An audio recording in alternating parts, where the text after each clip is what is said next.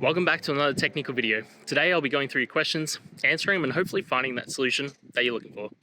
Guys, remember to stay just a little bit crazy just like me and hopefully get to that resolution you need. Now, let's get started.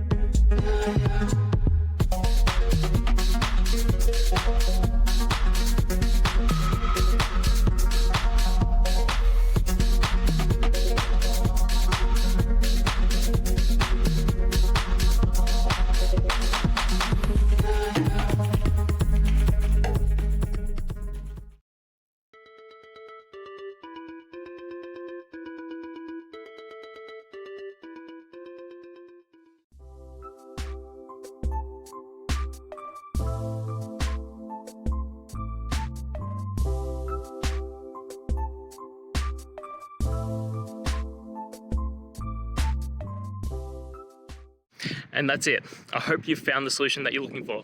If you did, please hit subscribe. I'd really appreciate it. And until the next time that you need technical help, I hope you have a good one. Cheers.